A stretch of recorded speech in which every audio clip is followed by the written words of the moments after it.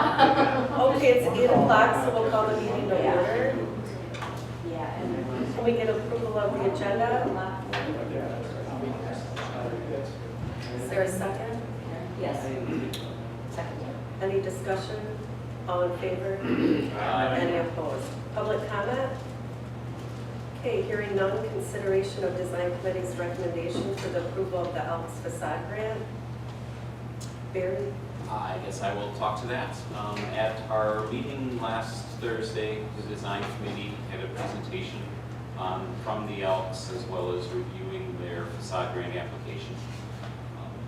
They're currently planning about a $30,000 renovation project to the exterior, which includes windows, painting, and other updates. And the committee felt very strongly that this is a very important building in our district, and therefore wanted to do everything we could. Then we looked at our funds available, and per our budget and money that we've already allocated to Spicer Group's facade request, basically we have just the $10,000 for this year's budget available. Normally we try to spread it around a little bit, so normally the largest grant we do is $5,000, so we can say 2 per year. But we felt that it was important for this project, that the whole $10,000 or the whole project was key, even if that was the only project we could do this year.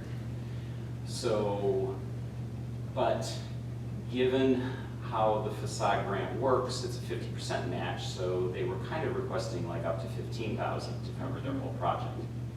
We've only got 10 available, but as we've talked, both the design committee and here, under Project Rise and Tide, we are hopeful that additional funding may come through as early as next month that could be used for that program. Not necessarily wanting the Elks to have to do 2 requests and 2 approval processes, so we kind of had a recommendation for this board that's a little bit out of the ordinary. So part A is that the entire $10,000 that we have in the budget would be made available to them for their project, and contingent on additional funds being procured, a total of up to $15,000 would be approved, but we could only authorize $10,000 because that's all we have budgeted right now. Does that make sense? So that is the recommendation that's coming from the design committee. And I'll just add that it's actually 2 facades. It's the south-facing facade and the east-facing facade. So typically we would approve, I think, $5,000 per facade per face of the building, but they're including an application for 2 facades. Barry, that would exhaust our budget then for facade grants? For the year. For the year, okay. Unless we get the money from that. Unless we get the money, or the board always could shift funds in the budget around, but that's. So I would make that as a motion. I'll support that. Any more discussion? All in favor? Aye. Any opposed? Okay, consideration of real estate purchase option agreement for 285 River Street, which is the American Cleaners Building. On August 6th, Little River Holdings sent myself a letter requesting or asking if we would be interested in selling that piece of property.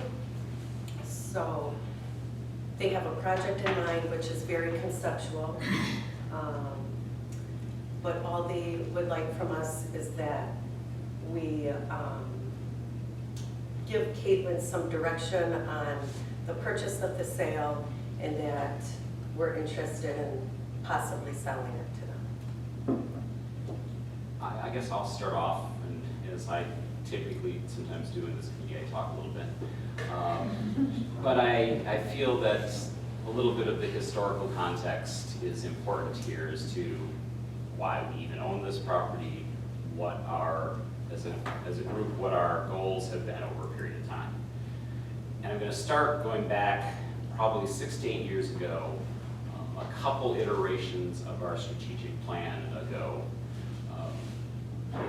board at that time identified a project that was called in our strategic plan the 31 corridor traffic capture. The idea being that we have tons of people that drive through our community every day, and the vast majority of them have no idea what's a few blocks off of US 31. In fact, they probably think US 31 is our downtown, in which case we probably have one of the poorest downtowns of any community up along the lakeshore. Obviously, we know that's not true, but how do you get people to experience what we have? The design committee that was assigned to the design committee, I wasn't chair at that time, but a lot of different meetings and discussions went into how to do that. And I remember sitting in one meeting with the head of MDOT for our region, and it became clear that there was different goals. We were trying to get people to slow down, experience, and his response was, our goal at MDOT, because this is a federal highway, is to get people through as fast as possible. So anything we were proposing was immediately shot down because, well, no, that would slow people down. It's like, yeah, that's, so different goals. Out of that, really the only thing, we did some billboards that were kind of more out of the marketing side of things for a couple of years. But the only physical asset that really came out of those efforts, there was a little sign on 31 South, just north of the bridge, that says Pure Manistee Historic Downtown. There was supposed to be another one going north on the other side, but that never find a place to put it, et cetera, et cetera. So that's been a goal of this organization, is really the entrance to downtown. Move forward probably 3 to 4 years ago now, an initiative initially spearheaded by the chamber came into existence where there were discussions between the chamber, the CBB, and our organization about a shared facility that could house all of our groups, foster better communication, better collaboration, et cetera, et cetera. And at that time, there were a variety of properties at that intersection that were potentially available and or looked into. There was the gas station, there was the American Cleaners property, which I don't think was for sale when we started that, but it became for sale shortly after.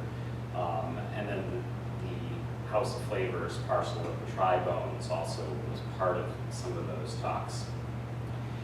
And based on a series of meetings amongst the three organizations, basically that turned into us acquiring that parcel.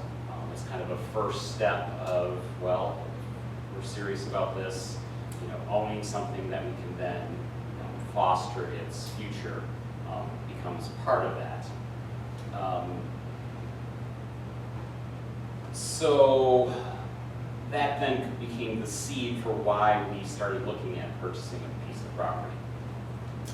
When we did finally purchase it, and some of the discussions that happened here at the board level as well as at design committee or other levels, so there was that shared, the ability to build a project that would provide a new community city visitor center that kind of housed the various organizations.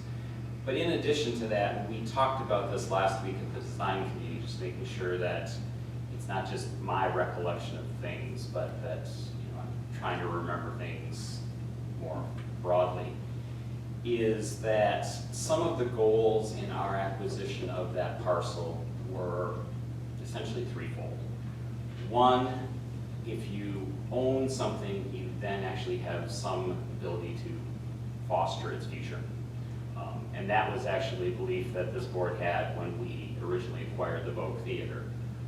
We're concerned that certain activities could go in a direction that we didn't want. So therefore, this board at that time said if we own it, then we can foster its future.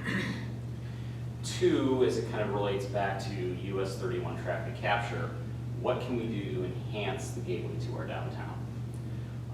And that is a couple things. It's more than just, oh, we don't want it to look dreary and dingy. We want it nice. Yes, that is true.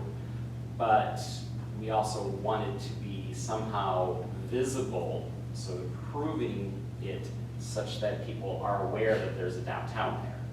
So it's one thing to get rid of blight and those issues, but it's also another thing, whether it be signage or architecture or creative ways of saying, oh, there must be something over there. Let's take an interest. And then the third one is, since that area is outside the historic district, there's no rules that basically say that development in that area should have any aesthetic or any particular design themes. As the gateway to downtown, though, we want to make sure, or a goal of ours would be, that the aesthetic mirrors or is complementary to our wonderful historic structures downtown. So, we don't want a modern-looking glass facade building there that is completely different, but we wanted, again, to be inviting and to be that gateway to downtown. So those were kind of direct reasons, kind of softer reasons that we are where we are. So that's my history lesson for today. To add to that though, but then more recently with, we had the MSU Yep. design of what that could look like. And they had a couple different Right. ideas that were, Yep. I thought were nice. I think we have an opportunity to be a partner in development. One of the things that I would suggest is that we consider donating that property, because it would be, number one, in line with what this state statute is getting at, is the purpose of the DDA. And it's my understanding that DDA financially assisted the Bluefish, and also Certainly the vote. the Vogue, but more importantly, on the Vogue, forgave $100,000 of that. And I think that's, with those two precedents, I think it's in line with what the DDA has been doing and should be doing. So I would suggest we consider donating that if a development is put together for that area.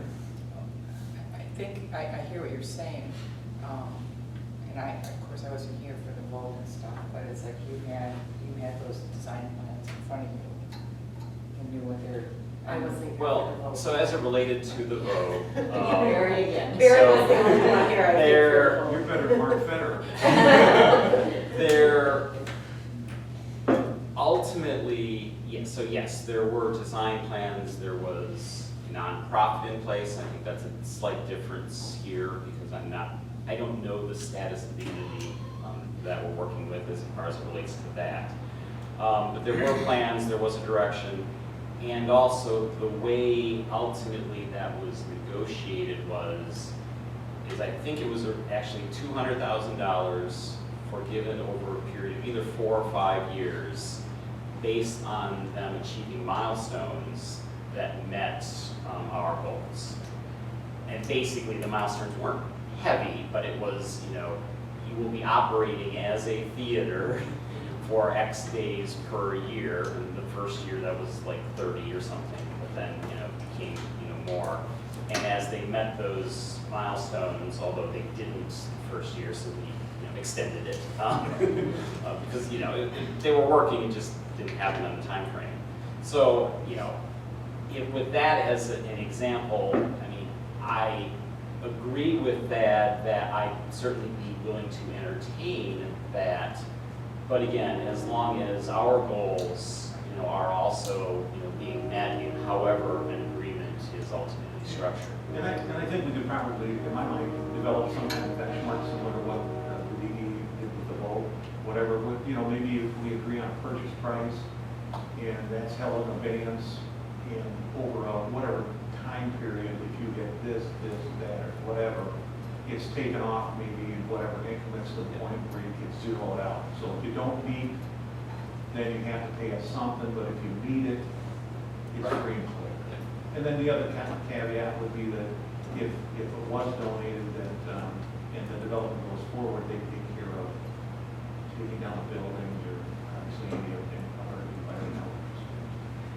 And again, I would, as I've been thinking about this, is, part of it is we're dealing with taxpayer dollars.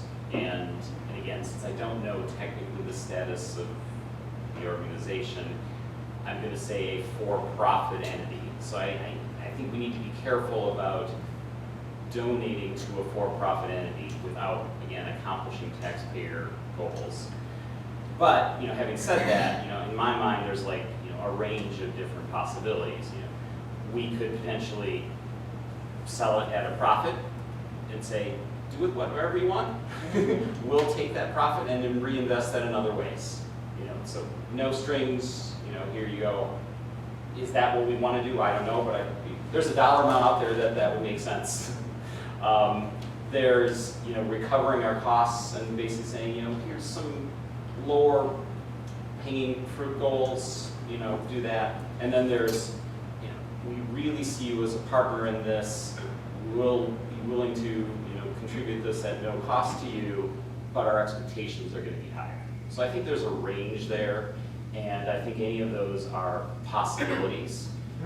And so far this conversation, no one is voicing anything that says we shouldn't be entertaining this, and I think there's full support, at least I believe there is, amongst this board that I think that's what they're looking for, is just that we support it, and then we ask Caitlin to start those negotiations. Now, there is a little bit of an urgency because I believe that the Little River Holdings or the developer will be going to MEDC. So we can't take 2 or 3 months on it. We're going to have to probably either do some special meetings or the exec team work with Caitlin and come back to the DDA board in September for a recommendation, which I think fits the timeline of Little River Holdings. One final comment that, well, 2 comments. Number one, it's established that units of government or their subsidies can provide financial support. Number 2, MEDC has made it abundantly clear to the city that if they're going to be involved in the project, then the city or the subsidiaries have to have skin in the game. So this could be looked very favorably on the MEDC if we're contributing to that. And so just different things to consider. Yep. If I may ask a question, we talked about developing nonprofit, but there was a Bluefish, something happened there too, and that was a for-profit entity, so very deep history on that. My chair? From a contribution from the DDA, the only thing that we really contributed was essentially an expanded facade grant. So we weren't involved in the property, other than we worked with that group to, go through all the hurdles. We were never an owner, it was a foreclosure, they were going through that, MEDC funding, which we helped with. From a dollar perspective, our contribution was a much larger than normal facade grant.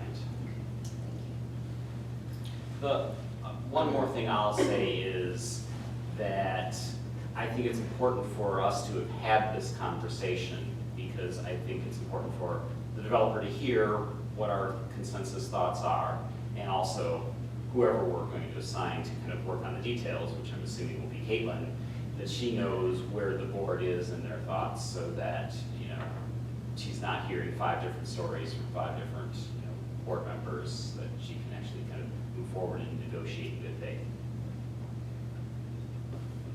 So does someone want to make the motion to move? Should we maybe ask the representative from the developer if they have any additional information for us?